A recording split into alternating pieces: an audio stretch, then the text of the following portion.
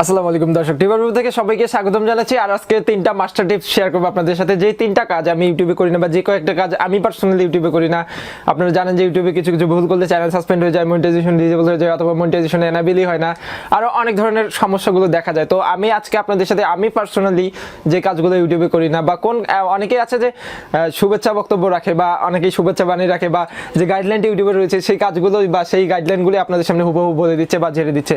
তো বেসিক্যালি আমি নিজে কতটুকু মানছি এটা কিন্তু বড় বিষয়। আর আজকে আমি আপনাদেরকে চেষ্টা করবো যে ইউটিউবের গাইডলাইনের বাইরে আমি কোন কাজগুলো মূলত, বা ইউটিউবের গাইডলাইনের মধ্যেও কোন কাজগুলো আমি ইউটিউবে করি না, এই বিষয়গুলো আপনাদের সামনে তুলে ধরার চেষ্টা করবো। পুরো ভিডিও জুড়ে থাকবো আমি Biplob Hossain from tuber BiPU। আর ভিডিও শুরুতে একটা কথা না বললে, যারা চ্যানেলে নতুন এসেছেন, আমাদের চ্যানেলে অনলাইন আর্নিং এবং ইউটিউবের বিভিন্ন প্রবলেম এবং সমাধান নিয়ে রেগুলার ভিডিও আপলোড করা হয়। Please hit the subscribe button and press the bell button. তো চলুন শুরু করি। ফার্স্ট অফ অল, আমি কোন কাজগুলো ইউটিউবে করি না। এক নম্বরে, আমি যেটা পারি না সেটা আমি ইউটিউবে করি না। এখন আপনি বলতে পারেন যে আপনি যেটা পারেন না সেটা করবেন কিভাবে। সাপোজ আমি অ্যাক্টিং পারি না, গান করতে পারি না, বা নাটক করতে পারি না, বা যে কাজগুলো আমি ইউটিউবে পারি না ওই কাজগুলো আমি আসলে ইউটিউবে করি না। সাপোজ আমি একটা পার্সোনাল ইস্যু শেয়ার করি। আমার ছোটোবেলা থেকেই খুব মানে ইলেকট্রনিক জিনিস নিয়ে ঘাটাঘাটি করার অভ্যাস অনেক আছে। আমার টিউবার ব্লগে আমি যেটা নিয়ে অনেক আগে লিখেছিলাম, আপনারা অনেকেই হয়তো বা পড়েছেন। তো যেখানে আমি ইলেকট্রনিক জিনিসগুলো লাইক মোবাইল, তারপরে আগে আমরা যখন ছোট ছিলাম তখন FM রেডিও ছিল, তারপর বিভিন্ন ইলেকট্রনিক্স জিনিসগুলো রয়েছে, বাল্ব, তারপরে বোর্ড হোল্ডার বা ইলেকট্রনিক্সের যে কোনো জিনিসগুলো নিয়ে আমি প্রচুর ঘাটাঘাটি করতাম ছোটবেলা থেকে। আমার একটা ঝুড়ির মধ্যে এখনো এক ঝুড়ি মোবাইল হবে, বাটন মোবাইল প্লাস হচ্ছে অ্যান্ড্রয়েডের দু একটা মোবাইল থাকতে পারে। তখনকার সময় আমি প্রচুর পরিমাণে মোবাইল ফোন কিনতাম এবং সেগুলো খুলে খুলে দেখতাম কোনো একটা সময়, বা কোনো কিছু নষ্ট হলে নিজে ঠিক করার চেষ্টা করতাম, আবার নিজে পুরোটাই নষ্ট করে ফেলতাম। এইভাবে আমার মোটামুটি 10 থেকে 15টা বা 20টা বা তারও বেশি হবে এক ঝুড়ি মোবাইল আমার আছে। আম্মু জানি কোথায় রেখে দিয়েছে সেটা। আর আচ্ছা, যাই হোক, তো এই জিনিসটার প্রতি আমার ঝোঁক ছোটবেলা থেকেই। তো আমি যখন ইউটিউবে আসলাম, ফার্স্ট অফ অল টিউটোরিয়াল যেহেতু দেখতাম, টিউটোরিয়াল চ্যানেল করার ইচ্ছা ছিল, নিউজ দেখলে নিউজ করার ইচ্ছা ছিল, বাট ওগুলোর দিকে মন টানতো না। তখন আমি কি করলাম, যে আমি তো এগুলো নিয়ে খুব ঘাটাঘাটি করতাম, তো আমি একটা LIQFusion চ্যানেল খুলি। তো পরবর্তীতে আমি LIQFusion চ্যানেল খুলে আমি ইলেকট্রনিক্সের জিনিসগুলো, সাপোজ আপনারা অনেকেই হয়তো LIQFusion ভিডিও দেখেছেন যে কিভাবে একটা সোল্ডারিং আয়রন দিয়ে আর একটা কিছু একটা করতে হয়, বা লাইক কিভাবে একটা বোতল দিয়ে আবার কি বলে একটা বরফের টুকরা দিয়ে এসি তৈরি করতে হয় রুমের মধ্যে, পাখা লাগিয়ে। এগুলো ভিডিও কিন্তু আপনারা অনেকেই দেখেছেন।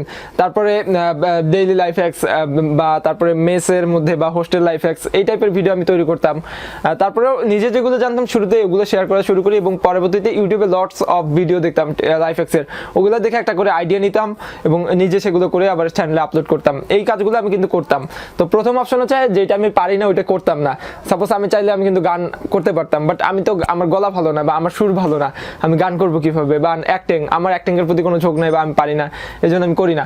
তো অনেকেই আছে যেটার প্রতি তার প্রতিভা নেই, ওইটা নিয়ে ইউটিউবে ছোটাছুটি করে। আপনার যে আমি টিউটোরিয়াল বানাচ্ছি, আপনারও যে টিউটোরিয়াল বানানোর প্রতিভা থাকবে, বা আপনার এরকম ক্যামেরার সামনে কথা বলার প্রতিভা থাকবে, এটা কিন্তু নট ফেয়ার, এটা আনফেয়ার। আমার একটা প্রতিভা আছে, সেটা আপনার নাও থাকতে পারে।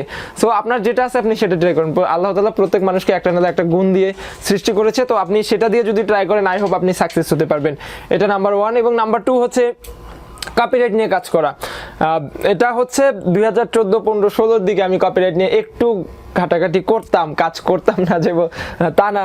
2016 সালের শুরুর দিক পর্যন্ত আমি কপিরাইট নিয়ে চেষ্টা করতাম, বাট যখন আমি সাকসেস হই 2016 অক্টোবর থেকে আমি রেগুলার ইউটিউবে, এবং তখন থেকে আমি মোটামুটি আর্ন করতে পারছি। 2016 অক্টোবর মান্থ থেকে আমি আর্ন করতে পারছি। তো তখন থেকে কিন্তু আমি যখন আর্নিংটা করলাম, আমি এতদিন চেষ্টা করেছি কপিরাইট নিয়ে, বাট আমি কপিরাইট দিয়ে সাকসেস হতে পারিনি। তখন হতো কি, এত কপিরাইট ক্লাইম আসতো না, ওয়ার্ল্ড ওয়াইড ব্লক করে দিত, সেকেন্ডলি হচ্ছে চ্যানেল সাসপেন্ড করে দিত। এখন তো ওয়ার্নিং দেয়, তখন ওয়ার্নিংও দিত না, ডিরেক্ট চ্যানেলে স্ট্রাইক পড়তো। তো আমি কপিরাইট নিয়ে কাজ করি না। আমি বোঝার পর থেকে আমি আর কপিরাইট নিয়ে কাজ করি না। এটা সেকেন্ডলি, আমি কারো কোনো কন্টেন্ট ফেয়ার ইউজ ছাড়া বা খুব ভালোভাবে জানা ছাড়া আমি কারো আমার কন্টেন্ট ইউজ করি না। দেখবেন আমার কোনো ভিডিওতে আপনারা কপিরাইট পাবেন না, বা আমার যে অফিসিয়াল চ্যানেল রয়েছে বা যে চ্যানেলগুলোতে আমি কাজ করি, কোনো চ্যানেলেই কপিরাইট কন্টেন্ট পাবেন না। যদিও দু একটা থাকে, সেগুলো ফেয়ার ইউজের আন্ডারে। থার্ডলি হচ্ছে কমিউনিটি গাইডলাইন। ভাই, আমরা দেখবো যে বাঙালিকে যদি আপনি ভালো একটা জিনিস দেন, একটা ওয়াজের চ্যানেল এবং একটা অ্যাডাল্ট চ্যানেল আপনি দুইটা রান করবেন, দেখবেন যে ওয়াজের চ্যানেল চেয়ে অ্যাডাল্ট চ্যানেলটা খুব দ্রুত ভিউজ হচ্ছে, ভাইরাল হচ্ছে, মানুষ পজিটিভের চেয়ে নেগেটিভের দিকে একটু বেশি দৌড়ায়। কারণ ইউটিউবে এই প্ল্যাটফর্ম, আপনি নাটক তৈরি করছেন, শর্ট ফিল্ম, মিউজিক অনেক আছে, বাট খারাপ ভিডিও তো কম।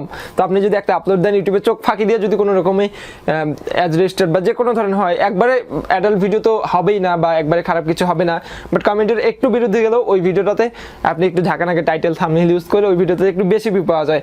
বাট ওগুলা দিয়ে না আসলে লাইফ টাইম ইনকাম করার জন্য আপনি 1 ঘন্টা যদি ব্যয় করেন কোনো একটা ভিডিওর পিছনে, ওইটাই আপনার লস আমি মনে করি যেটা।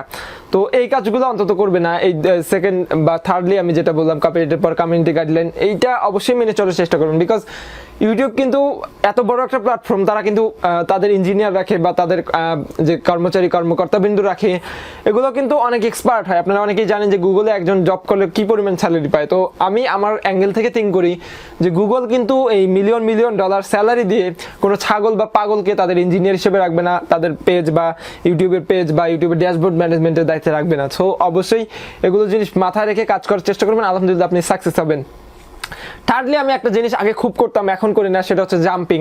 একটা কন্টেন্ট থেকে আরেকটা কন্টেন্টে খুব জাম্পিং করতাম। দেখা যেত যে লাইক আমার অফিসিয়াল যেটা চ্যানেল আছে ওইটার মধ্যেও আমি প্রচুর জাম্পিং করেছি।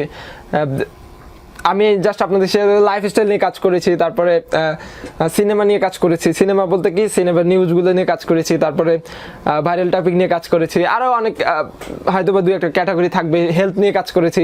তো দেখা যেত যে না আসলে আমি যখন 50,000 সাবস্ক্রাইবার গেইন করি, তারপরে আমি হেলথ নিয়ে কাজ শুরু করি, বাট আমার যেগুলো সাবস্ক্রাইবার ছিল সবাই নিউজ দেখে আসছে, লাইফস্টাইল দেখে আসছে, তারা তো হেলথের ভিডিও দেখে না। সো তখন আমার চ্যানেল ডাউন হতে শুরু করলো। দেন আবারও আমি লাইফস্টাইল এবং নিউজ নিয়ে স্টার্ট করলাম, এবং একটা পর্যায়ে এখন আমার চ্যানেলে 100K সাবস্ক্রাইবার হয়েছে সম্পূর্ণ নিউজ দিয়ে। তো এখন যদি আমি আমার কন্টেন্ট চেঞ্জ করি বা জাম্পিং করি, জাম্পিং মিনস আমি বুঝেছি একটা কন্টেন্ট থেকে আরেকটাতে জাম্পিং করা। এই ধরনের কন্টেন্টগুলোতে আপনার চ্যানেলে সহজে ভিউ আসতে চায় না, এবং আপনারা অনেকে আমাকে প্রশ্ন করেন যে ভাই আমি এই ধরনের ভিডিও দিই, এই ধরনের ভিডিও দিই, মানে 5 মেশালি ভিডিও যেটাকে বলে, এটা দিলে কি চ্যানেলে সমস্যা হবে কিনা।